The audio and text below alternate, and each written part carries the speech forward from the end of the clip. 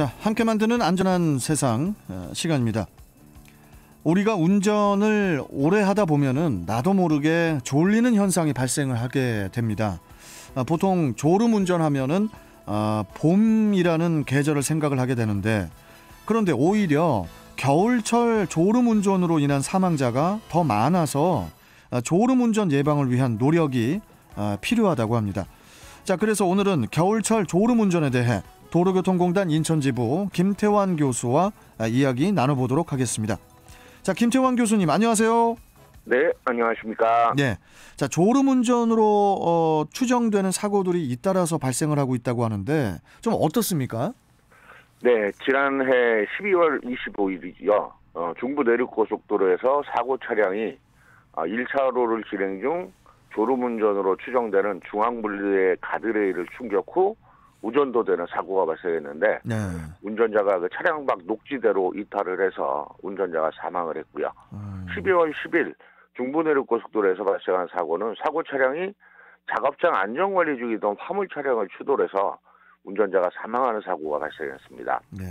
두 사고 모두 운전자가 사망해서 정확한 사고의 원인은 알 수 없지만 CCTV 영상을 살펴보면 사고 시점이 야간이 아니었고 충분히 시야가 확보되는 상황임에도 사고 차량의 제동이 전혀 이루어지지 않거나 충격 시점에 제동등이 들어오는 상황으로 미루어 판단할 때 졸음운전의 사고의 원인으로 추정되고 있습니다. 그렇군요.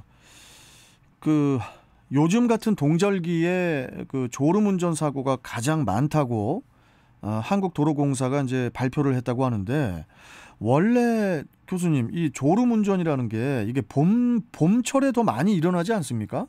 네, 흔히 졸음운전하면 봄철을 떠올리게 되는데, 네. 오히려 요즘 같은 동절기에 졸음운전으로 인한 사고가 더 많은 것하고 한국도로공사가 발표를 했습니다. 그 발표의 내용에 따르면 최근 1개월간 고속도로에서 발생한 교통사고 사망자가 16명인데요. 이 중 10명이 졸음운전 또는 전방주 시스템안에 의한 교통사고로 사망한 것으로 추정된다고 밝힌 겁니다. 네.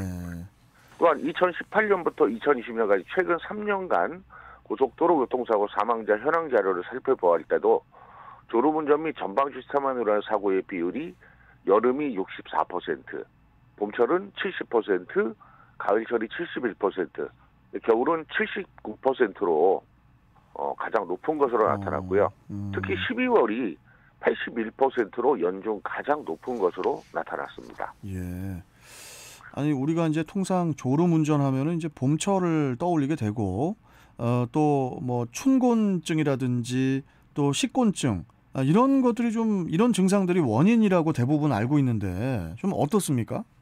네, 춘곤증이나 식곤증이 졸음 운전의 원인은 맞지만, 겨울철 졸음운전의 원인은 추운 날씨로 인한 이 과도한 히터 사용, 그리고 환기 부족 등으로 차량 내 산소 결핍, 이산화탄소의 농도가 증가하기 때문으로 볼 수가 있고요. 네. 또 12월 같은 경우는 한 해를 마무리하는 업무의 과부하, 또 송년모임 등의 피로도 한 원인으로 작용할 수 있기 때문에 항상 주행을 하실 때는 적절한 실내 온도를 유지해 주시고 주기적으로 차량 내 공기를 환기시켜서 이산화탄소의 농도를 줄이고 산소 부족을 막아주어야 합니다. 예.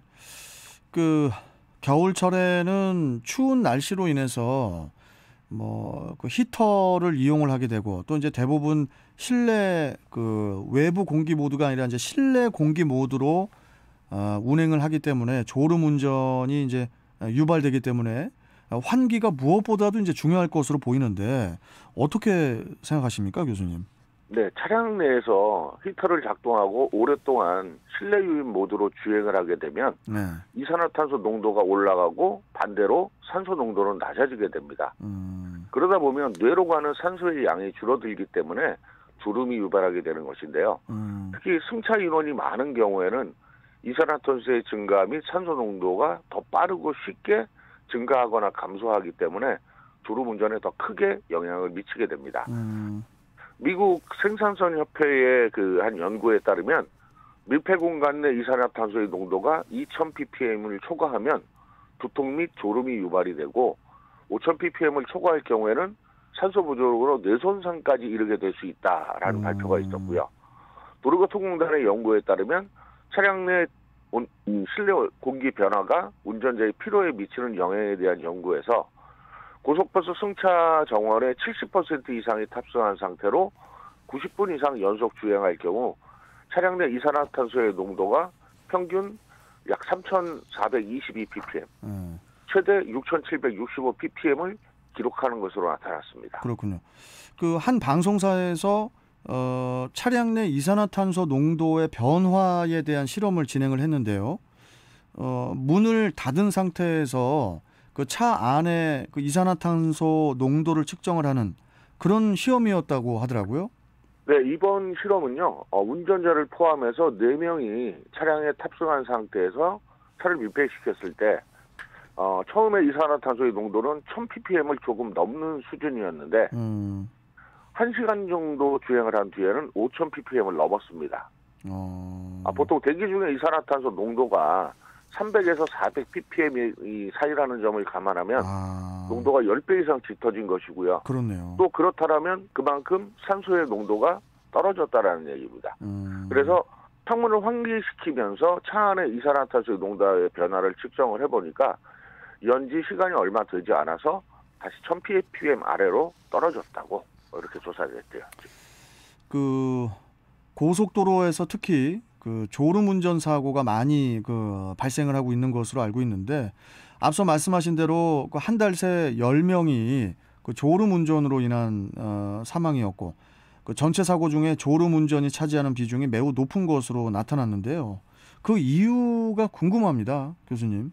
네, 먼저 고속도로의 경우 도로의 선형이나 구조가 단조롭고 변화가 거의 없기 때문에 위력이나 긴장이 오히려 더 줄어들기 때문입니다. 그러니까 두 번째로는 대부분이 장거리를 주행하는 경우가 많고 마지막으로 주행 속도가 빠르다라는 특징 때문이라고 볼 수 있습니다. 시속 100km로 주행하는 차량은 3초를 졸면 88m, 5초를 졸게 되면 약 150m 정도를 주행하게 되는데 졸음운전은 위험을 발견할 수 없기 때문에 제동이 이루어지지 않거나 뒤늦게 제동이 이루어지기 때문에 그렇죠. 사고의 발생 가능성이 높을 뿐만 아니라 사고가 발생할 경우 치사율이 높아질 수밖에 없는 것이죠. 그러니까 이제 환기를 잘 해줘야 하는 게 이게 가장 좋은 방법이겠네요. 네, 맞습니다. 졸음운전으로 인한 대형 사고를 막으려면 첫 번째 이제 주기적인 환기를 하는 게 중요하고요. 적어도 주행 중 한 30분에 한 번 정도는 창문을 열어 환기를 시켜주는 것이 좋습니다. 또 졸음운전의 전조 증상, 하품이 나오거나 좀 먹먹하거나 답답한 느낌이 들 때는 수시로 환기를 시켜주시는 거 좋고요. 졸음이 만약에 쏟아진다라면 지체하지 말고 가까운 졸음 쉼터나 휴게로를 찾아서 휴식을 취하는 것이 현명합니다. 시간에 맞춰서 도착지까지는 가야 되는데 고속도로에서 잠은 오고 그래서 막 허벅지 뒷목 이런 데를 막 꼬집으면서 가는 경우도 있거든요. 저도 운전을 해봤기 때문에 마찬가지인데 저는 그 견과류를 좀 차에 가지고 다닙니다. 견과류. 장거리를 가기 전에는 커피나 콜라, 카페인이 들어있는 음료를 드시게 되면 각성 효과 때문에 졸음운전에 어느 정도는 예방이 되고요. 일단은 졸음이 쏟아질 때 그걸로 간단하게 해결을 하고 가까운 휴게소까지 이동을 하는 이런 형태로 주행을 하고 있습니다. 그리고 이제 교수님 그 옆에 보조석에 누가 타고 계시다면은 장거리 같은 거 갈 때는 좀 이렇게 좀 말도 계속 시켜줘야 되거든요. 그래야 또 이게 이제 졸음운전이 없어지더라고요. 근데 실제로 졸음이 쏟아질 때는 소용이 있는 게 아무것도 없더라고요. 맞습니다. 아무튼 졸음운전 이거 정말 우리가 좀 조심해야 됩니다. 자, 오늘 말씀 여기까지 듣고요, 교수님. 또 다음 주에 또 뵙도록 하겠습니다. 고맙습니다.